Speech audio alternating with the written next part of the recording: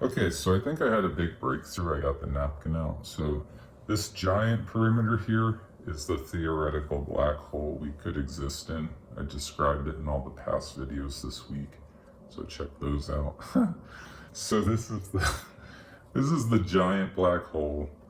These are things like, what's that galaxy, like Centauri or something? There's other galaxies in this huge thing where we have seen black holes. That's what these are describing. So there's this giant one, and then there's these ones within it. So kind of nesting of black holes. And all of us are being sucked to the singularity of this giant black hole.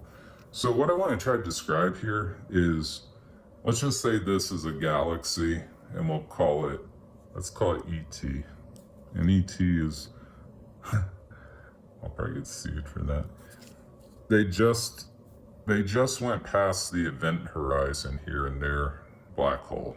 Let's call their black hole their universe, actually. Let's say they just went past the event horizon, so everything they know gets sealed right here. They don't know anything beyond this. It's sealed right here. And what makes that true is light. Light can't come in to give them information from out here, and they can't send anything out.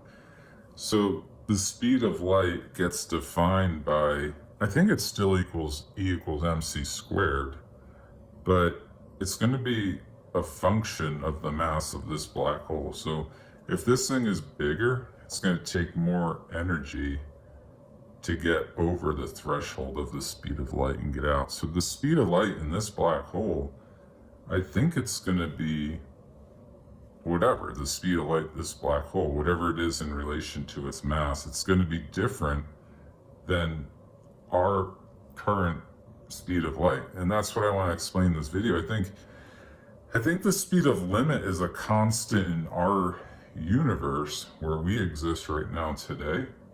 But I think, like, let's say this is the universe out by the Centauri star.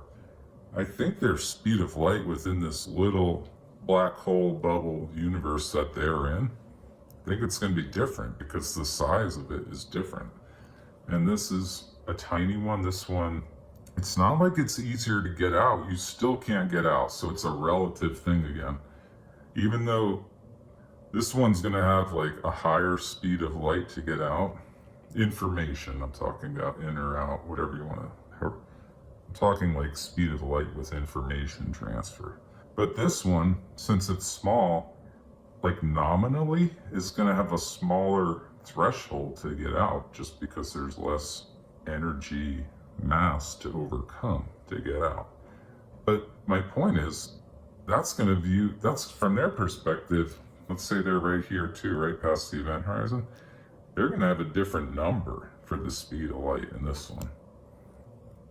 So the speed of light isn't really a constant of the entire structure. It's a constant of the black hole or universe, however you want to view the structure we're in.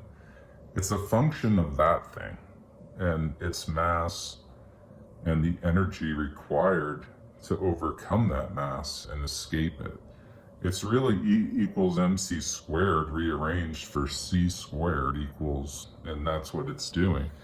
It's telling you like the speed of light equals this relationship between energy and mass.